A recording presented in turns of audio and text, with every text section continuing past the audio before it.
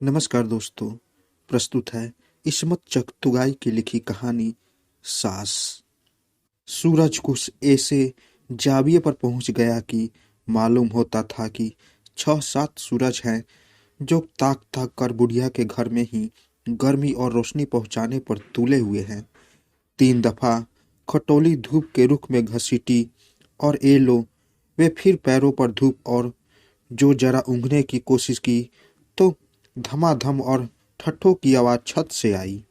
खुदा गारत करे प्यारो पीटी को सास ने ये हवा बहू को कोसो जो मोहल्ले के छोकरों संग छत पर आंख मिचौली और कबड्डी अड़ा रही है। दुनिया में ऐसी बहुएं हैं तो कोई काहे को जिए। ए लो दोपहर हुई और लाडो चढ़ गई कोठे पर। जरा जरा से छोकरे और छोकरियों का दिल आना फिर पहुंचा। फिर यह क्या मजाल है जो कोई आंख झपका सके। बहू का बुढ़िया ने बलगम भरे हल्क को खड़ा खड़ा कर कहा, अरे ओ बहू जी आई। बहू ने बहुत सी आवाजों के जवाब में कहा और फिर वही धमाधम जैसे खोपड़ी पर भूत नाच रहे हो। अरे तू आ चुक, खुदा समझे तुझे। और धमछम छन छन करती बहू सीढ़ियों पर से उतरी और उसके पीछे कुत्तों की टोली, नंगे आधे नंगे चेचक मुंह दाग, नाके सुकड़ सुराते कोई 15 बच्चे खीखी खो खो खीखी, सब के सब खंभों की यार में शर्मा शर्मा कर हंसने लगे। इलाही, या तो इन हरामी पिल्लों को मौत दे दे या मेरी मिट्टी अजीज कर ले। न जाने ये उठाई गिर कहाँ से मरने को आ जाते हैं। छोड़ दिए हैं जन जन के हमारी छाती पर मूंग दलने को, और ना जाने क्या क्या पर बच्चे मुस्कुरा मुस्कुरा कर एक दूसरे को घूंसे दिखाते रहे। मैं कहती हूँ तुम्हारे घरों में क्या आग लग गई है जो? वाह, तुम तो मर गई थी, बहू ने बस रिया के कोहनी का टहोका देकर कहा। बुढ़िया जुमले को अपनी तरफ मुखातिब समझकर थिलमिला उठी। झाड़ू फेरी तू तेरी सूरत पर, मरे तेरे होशे सोते तेरे। माँ, हम सब तुम्हें कब कह रहे थे, बहू ने लाड से ठनक कर कहा। मगर बुढ़िया कोसे गई और बच्चों को तो ऐसा आरे हाथों लिया कि बेचारों को मुंह चिढ़ाते भागते ही बनी और बहू फुसफुरा मार कर बैठ गई। दुनिया जहां में किसी की बहू बेटियां यूं लौंडों के साथ कटकंडे लगाती होगी।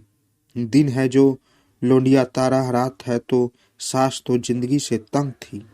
गुनगुन गुनगुन बहू मिन मिनाई और तोते के पिंजरे में पंखों में से तिनके निकाल निकाल कर टांगने लगी। टेंटे तोता चिंघाड़ा खाक परे, अब ये तोते को क्यों खाए लेती है, सास गुर्राई। ये तो बोलता क्यों नहीं, बहू ने जवाब दिया। तेरी बला से नहीं बोलता, तेरे बाप का खाता है, सास ने पहलू बदल कर कहा। हम तो उसे बुलाएंगे, बहू ने इचलाकर तोते के पंजे में तिनका कौच कर कहा। आए आए, मैं कहती हूँ तेरा पता ही पिघल गया है, अब टहती है वहां से कि लगाऊं। बुढ़िया ने धमकी अमेज पहलू बदल कर कहा। और जब बहू ने और सिखाया तो कठाली की शक्ल की जूती उठाकर ऐसी ताक पर मारी कि वो घरौनी के नीचे सोए हुए कुत्ते के लगी, जो बिलबिला कर भागा। और बहू खिलखिलाकर हंसने लगी। बुढ़िया ने दूसरी जूती संभाली और बहू खंबे की आड़ में। आने दे असगर के बच्चे को। बच्चा, बहू को बच्चे के नाम पर बजाय शर्माने के हंसी दबाना पड़ी। तू है तेरे जन्म पर। ए और क्या, बच्चा भी आज को हो जाता तो कोई भगवान आई। जिस दिन से कदम धरा घर रखवा हो गया। बहू और मुस्कुराई और तोते का पिंजरा झकझोल डाला। मैं कहती हूँ ये तोते की जान को क्यों आ गई है। ये बोलता क्यों नहीं, हम तो इसे बुलाएंगे। बुढ़िया जलकर कोयला हो गई। यही ढंग रहे तो अल्लाह जानता है कि दूसरी न लाऊं तो नाम नहीं। धूप ढलकर घरौजी और वहां के कंडेली पर पहुंची। सास बड़बड़ाती रही। मुई नफरते बेटी को क्या दहेज दिया था। एह वाह, कुर्बान जाइए। होली करे और मुलम्मा की बालिया और तो हम क्या करें। बहू फूहर पने से बरबराई और खटोली पर पसर कर लेट गई और वो एल्यूमिनियम के जमाई लेकर बुढ़िया ने पिटारी पर सर रखकर जरा टांगे फैलाकर कहा और फिर सोने से पहले वो समधनों के घुटने पर ऐसे घुसे हुए गुल बदन के पैजामे फीके जर्दे और घुने हुए पाइयों वाले जहेजा के पलंग का जिक्र करती रही, मगर ये बेहया बहू आधी खटोली और आधी जमीन पर लटक कर सो भी गई। बुढ़िया की बड़बड़ाहट में भी खराटे में ना जाने कब बदल गई। असगर ने छतरी को खंबे से लगाकर खड़ा किया और कत्थई बिछौने वाली नीली बास्केट को उतारकर कुर्ते से पसीने के अबसार पोंछते हुए लान में कदम रखा। पहले बड़ी एहतियात से एक शरीर बच्चे की तरह रूठ कर सोई हुई बुढ़िया पर नजर डाली और फिर बहू पर। आमों और खरबूजों की पोटली को जमीन पर रखकर कुछ सर खुजाए और फिर झुककर बहू की बाह भींच दी। ओ बहू तेरिया चढ़ाकर ऐठी और उसका हाथ झटक कर मुड़कर सो गई। असगर ने पोटली उठाई, जेब में नई चूड़ियों की पुड़िया टटोलता हुआ कोठरी में चला गया। बहू ने होशियारी बिल्ली की तरह सर उचाका कर बुढ़िया को देखा और दुपट्टा उड़ती झपाक से कोठरी में लुढ़क गई। पसीने के सराटे चल निकले। मक्खियाँ आमों के छिलकों और कूड़े से नियत भर के मुंह का मजा बदलने बुढ़िया के ऊपर रेंगने लगी। दो चार ने बाजों में बनी हुई पीक को चखना शुरू किया। दो चार आंखों के कोने में तूदी ने घुसने ली। कोठरी में से एक गड़गड़ाती हुई भारी आवाज और दूसरी चंचनाहट ऊं ऊं सुनाई देती रही। एक साथ खरबूजों के छिलकों और आमों के चचोरे की चपर चपर आवाज सुकून को तोड़ती रही। मक्खियों की चूल्हों से दुखी होकर आखिर बुढ़िया फरफराकर ही उठी। ये मक्खी जात जी के साथ लगी थी। पैदा होते ही घुटी सी चिपचिपाहट सूंघकर जो मक्खियां मुंह पर बैठना शुरू हुई तो क्या सोते क्या जागते, बस आंख नाक और होठों की तरह ये भी जिस्म का एक जब बन गया साथ ही रहती थी। और मक्खी तो न जाने साल ह साल से उसकी दुश्मनी हो गई थी। जब लखनऊ में थी तब काटा, फिर जब उन्नाव में गई तो बरसात में फिर काटा। ओलो संदीला में भी पीछा न छोड़ा। अगर बुढ़िया को मालूम होता कि उसके जिस्म में कौन से मखसूस हिस्से में उन्स है तो वो जरूर वो हिस्सा काट कर मक्खियों को दे देती, मगर वो हर हिस्से पर टहलती थी। वो कभी गौर से अपनी साख कनकी मक्खी को देखती, वहीं निचले पर टेढ़ी टांगे और मोटा सा सर। वो बड़े ताक कर पंखे का झपाका मारती मक्खी तन तन करके रह गई। आह माबूद, उसे कितना अरमान था कि वो कभी तो इस मक्खी को मार सके, लंगड़ा ही कर दे, उसका बाजू मरोड़ कर मुर्गी की तरह मरोड़ कर गुंडी बांध कर डाल दे और मजे से पानदान के ढक्कन पर रखकर तड़पता देखे। मगर खुदा तो शायद इस मक्खी से भी शैतान की तरह कौल हारे बैठा था कि बस सताया जाए। उसकी एक हकीर बंदी को न जाने उसमें क्या मजा आता था, मगर उसे यकीन था कि इस दोकजी मक्खी का गिरेबान, इस मक्खी की फरियाद जरूर अरहा तो अब्बार के हुजूर में ले जाकर जाएगी और जरूर फरिश्ते उन्हें खून पीकर पिलाकर कांटों पर सुलाएंगे।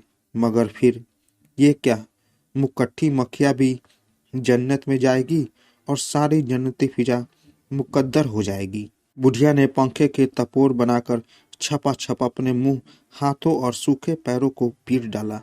बहू, ए बहू, मर गई क्या? वो जरकर चिल्लाई और बहू तड़प कर कोठरी से निकली।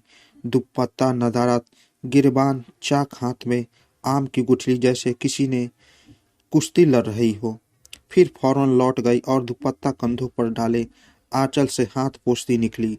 अरे बहू, मैं कहती हूँ, अरे बूंद हल्क में पानी।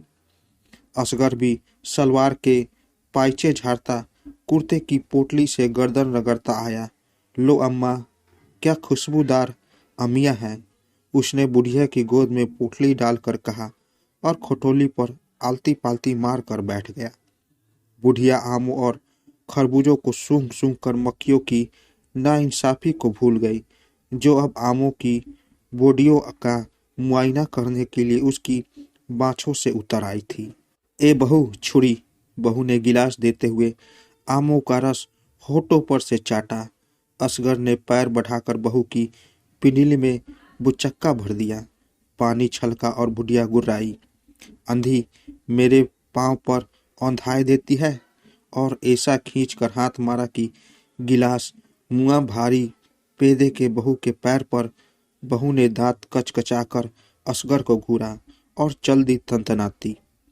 अम्मा, लो पानी। असगर ने फर्मा बरदार बेटे की तरह प्यार से कहा। ये बहू तो बड़ी हो गई है, तुम्हें देखो, बुढ़िया ने शिकायत की। निकाल दे मारकर हरामजादी को। अम्मा, अब दूसरी लाए, ये तो। असगर ने प्यार से बहू को देखकर कहा। ए जमान संभाल कमीने, बुढ़िया ने आम पिलपिला करके कहा। क्यों अम्मा, देखो ना, खा खा कर भैंस हो रही है। उसने बुढ़िया की आंख बचाकर कमर में चुटकी भर के कहा, और बहू ने छुरी मारने की धमकी देते हुए छुरी बुढ़िया के गट्टे पर पटक दी, जो तिलमिला गई। देखती हो अम्मा, अब मारो चुड़ैल को। और लपक कर असगर ने दिया धुमक्का बहू की पीठ पर, और फरमा बरदार बेटे की तरह फिर आलती पालती मार कर बैठ गया। खबरदार, लो और सुनो, हाथ तोड़ के रख दूंगी अब के तो तूने हाथ उठाया। बुढ़िया गमीन की तरफदारी करने लगी। कोई लाई भगाई है जो तू ए में कहती हूँ पानी ला दे। उसने फिर उसी दम बहू पर बरसना शुरू किया। बहू खंबे से लगकर मुंह थोथा कर बैठ गई और गिलास से जख्मी हुए अंगूठे को दबा दबा कर खून निकालने लगी। बुढ़िया मजे से गुठलियां छोड़ा की और फिर शक्कर का डिब्बा देते वक्त कुछ ऐसा बुढ़िया के पांव रखा कि खून से लिथड़ा अंगूठा बुढ़िया ने देख ही लिया। ओई, ये खून कैसा? पर बहू रूठ कर फिर खंबे से लगकर बैठ गई और खून बहने दिया। ए, मैं कहती हूँ इधर आ, देखूं तो खून कैसा है। बुढ़िया ने परेशानी छुपा कर कहा। बहू हिली भी नहीं। देखो तो कैसा जीता जाता खून निकल रहा है। असगर, उठ तो जरा, उसके पैर पर डंडा ठंडा पानी डाल। सास भी गिरगिट होती है। मैं तो नहीं डालता, असगर ने नाक सिकोड़ कर कहा। हरामजादे। बुढ़िया खुद घिसटती हुई उठी। चल बेटी पलंग पर। ए, मैं कहती हूँ, ये गिलास मुआ सवा शेर का है। इस कमीने से कितना कहा हल्का एल्यूमिनियम का ला दे, मगर वो एक हरामखोर है। ले उठ जरा। बहू टस से मस ना हुई, बल्कि कोहनी आगे को करके झूठ मूठ नाक दुपट्टे से पूछने लगी। ला पानी डाल सुराही से। और असगर सीने पर पत्थर रखकर उठा। बुढ़िया सूखे सूखे लरसते हाथों से खून धोने लगी, मगर ये मालूम करके बजाय जख्म पर पानी डालने के वो बहू के गिरेबान में धार डाल रहा है। और बहू इस ताक में है कि गरीब आते ही असगर का कान दांतों से चबा डाले। वो एकदम बिखर गई। खाक पड़े तेरी सूरत पर। बुढ़िया ने असगर के नंगे साने पर सूखे पंजे से बुधिया डालकर कहा, और उसने एक सिसकी लेकर जलकर सारा पानी बहू पर लौट दिया और खुद रूठ कर आम खाने चला गया। माँ बेटे के लिए ढाई घड़ी की मौत आने का अरमान करने लगी। बज्जात, ठहर जा, आने दे अपने चाचा को, वो खाल उधरवाती हूँ कि बस। बुढ़िया ने मैली धरती की पट्टी बांध कर कहा। बेबस, अब पलंग पर लेट जा। बुढ़िया ने जख्म को इंतहाई खतरनाक बनाकर कहा, और फिर बहू के ना हिलने पर खुद ही बोली। ए हाँ, ले असगर, बहू को खटोली पर पहुंचा दे। मुंह से तो नहीं उठती ये मोटी भैंस की भैंस। असगर जलकर बोला। अरे, तेरे तो बाप से उठेगी, सुनता है कि अब। और जब वो फिर बैठा रहा तो बुढ़िया खुद उठने लगी। अम्मा, मैं अब आप उठ जाऊंगी, बहू ने बुढ़िया की गुदगुदियों से घबरा कर कहा। नहीं बेटी, मैं। और उससे फिर असगर की तरफ आंखें घुमाकर देखा। गोया कह रही है, कि अगर ठहर जाओ मियाँ, दूध ना बख्शूं और ना बख्शूं। असगर भन्ना कर उठा और एक झपाके से बहू को उठाकर चला खटोली की तरफ।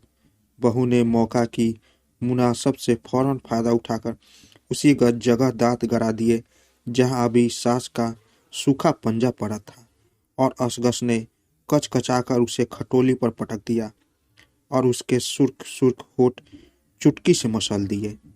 बहू नाक छुपा छुपा कर फतह मंदाना तरीके पर हंसती रही और असगर अपने नीले पड़े हुए कंधे को सहलाता सहलाता कर गुर्रा रहा था।